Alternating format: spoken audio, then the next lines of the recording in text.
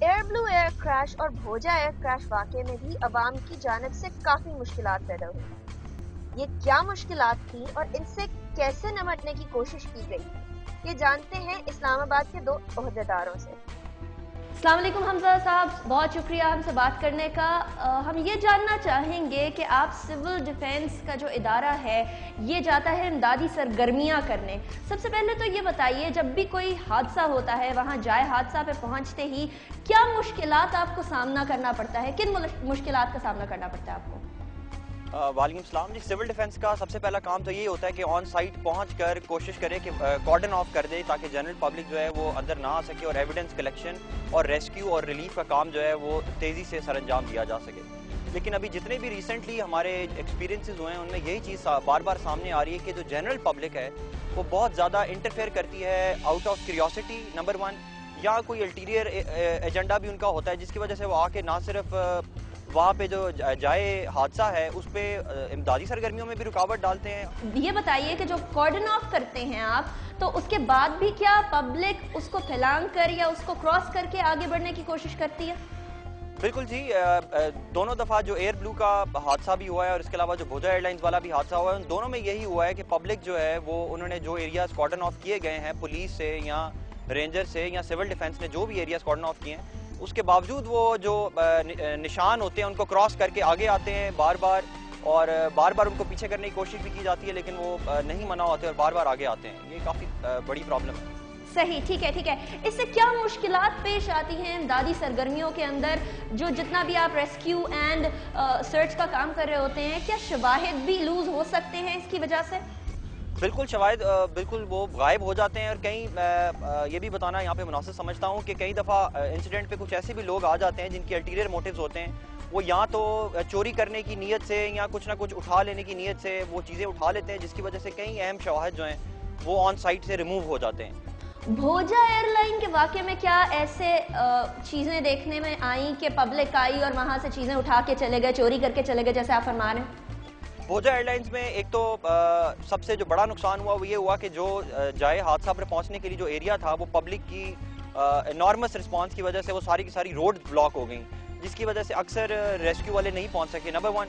اور نمبر 2 ایسے بھی کچھ ابھی انکنفرمڈ رپورٹس آئی ہیں کہ وہاں پہ کچھ لوگوں نے کچھ چیزیں اٹھانے کی کوشش کی ہیں لیکن investigations are on their way. یہ چیز ابھی بعد میں کھل کے سامنے آئے گی کہ کیا کوئی اہم ایویڈنس جو ہے وہ ریموو ہوا یا نہیں ہوا. فی الحال سول ایویشن نے ایسا کوئی چیز ٹھیک. اچھا، اب ہم بات کریں اگر بھوجا ایئر لائن کا واقعہ ہوا، پھر واقعہ ہوا تھا پہلے ایئر بلو کا، اس طرح کے حادثات میں کیا پہلے لوگ زیادہ نیگیٹیولی بیہیو کرتے تھے یا اب لوگ زیادہ نیگیٹیولی بیہیو کرتے ہیں؟ کیا ڈفرنس آیا ہے لوگوں کے رویوں کے اندر؟ نیگیٹیولی بیہیو تو نہیں کروں گا میں، ان کو یہی کہوں گا کہ لوگ صرف آؤٹ آف کیوریوسٹی، کچھ لوگ اس میں کوئی شک نہیں ہے، کچھ لوگ امداد کے لیے بھی پہنچے اور کئی لوگوں نے ہماری جو باڈی بیگز اکٹھے کرنے میں اور کچھ ایویڈنس اٹھانے میں ہماری مدد بھی کی ہے، تو اٹس اے پازیٹیو رسپانس. لیکن جو کچھ کیوریوسٹی کی وجہ سے کہ جی کیا ہو رہا ہے سائٹ پہ، کیا ہو رہا ہے، ڈیڈ باڈیز کیسے پڑی ہوئی ہیں، پولیس کیا کام کر رہی ہے، لوگ کیسے، صرف اس کیوریوسٹی کی وجہ سے وہ بہت زیادہ آبسٹیکلز کریٹ کرتے ہیں. اور اس کی مین وجہ میں یہی سمجھتا ہوں کہ سیوک سینس اتنی جنریٹ نہیں ہم کر سکے عوام کے اندر کہ وہ یہ خود احساس کرے کہ نہیں یہ چیز ہماری اچھی نیت جو ہے وہ بھی برا رزلٹ شو کرے گی. صحیح، بہت شکریہ حمزہ شفقات صاحب ہم سے بات کرنے کا. اب ہم بات کرتے ہیں عمران علی سلطان صاحب سے جو کہ اسسٹنٹ کمشنر ہیں انڈسٹریل اسلام آباد کے. السلام علیکم عمران علی سلطان صاحب، بہت شکریہ ہمیں جوائن کرنے کا. مسئلہ کیا ہے میں سب سے پہلے تو یہ بتائیے کہ ڈسٹرکٹ مینجمنٹ کے انڈر ساری پولیس، ٹریفک پولیس، جتنے بھی ریسکیو ورک وغیرہ ہو رہا ہوتا ہے آپ لوگوں کے انڈر ہوتا ہے. سب سے بڑی رکاوٹ اور سب سے بڑا پرابلم آپ کو کہاں فیس کرنا پڑتا ہے؟ دیکھیں سب سے امپورٹنٹ جو ڈسٹرکٹ ایڈمنسٹریشن کا ان تمام ریسکیو فیسلٹیز میں رول ہے وہ ہے کوآرڈینیشن کا اور ڈفرینٹ ایجنسیز کو فیسیلیٹیٹ کرنے کا. تو کوآرڈینیشن اٹ سیلف از ٹربلسم کیونکہ اتنی ویریس آرگنائزیشن ہوتی ہیں جو پروفیشنلی ان کا اپنا ایک اسکوپ ہے. ان کے درمیان کوآرڈینیشن سے ایک ٹیم بنا کے ان کو ایک خاص ٹاسک پہ لے کے آنا، ان کو چلانا ایک اٹ سیلف مشکل کام ہوتا ہے.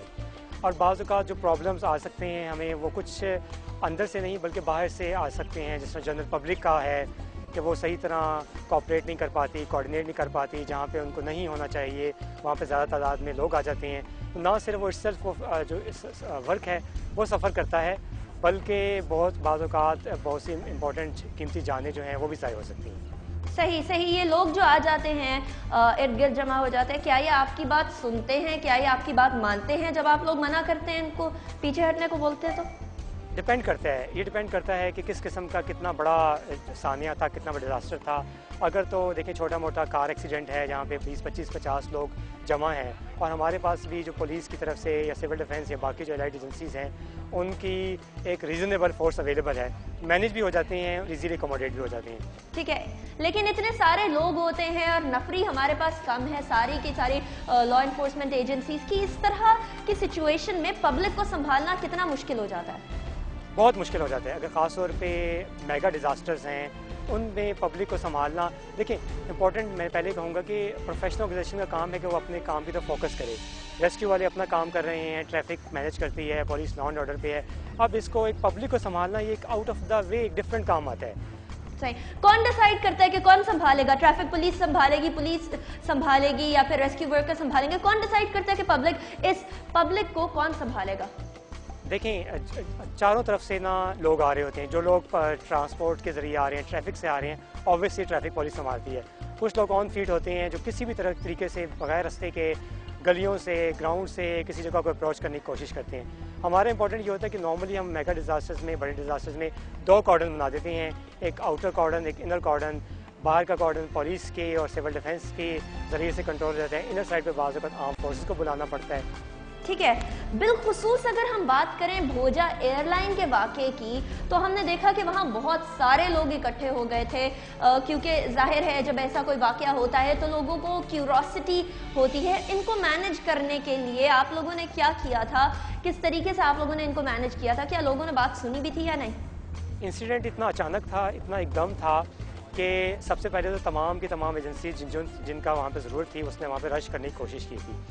لیکن میڈیا کے حوالے سے یہ ہوا کہ یہ فوراً خبر میڈیا پہ بھی تھی, عام لوگوں کو پتہ چلا. کچھ جن کے لواحقین تھے, جو لوگ ارد گرد کے رہنے والے تھے, قریبی تھے, راولپنڈی, اسلام آباد کے تھے, تقریباً ہر شخص نے اس طرح لگ رہا تھا کہ دونوں شہروں سے وہاں پہ رش کرنا شروع کر دیا. اسی میں پھر ہماری اپنی rescue teams, law enforcing agencies کی, باقیوں کی گاڑیاں, ان کی ایمبولینسز پھنس گئیں, اسٹک ہو گئیں. بائی فیٹ ان لوگوں کو آنا پڑا. ہمارا ریسکیو اکوپمنٹ تھا, الیکٹرک کٹرز ہیں, جنریٹرز ہیں, ایمرجنسی لائٹس کی ضرورت تھی, بہت پیچھے رہ گئیں. ان کو وہاں پہ آنے میں رات کا وقت تھا, ٹائم لگ رہا تھا. عام پبلک جن کی وہاں پہ ضرورت نہیں تھی وہ لوگ وہاں پہ آؤٹ آف کیوریوسٹی آنے کی کوشش کر رہے تھے.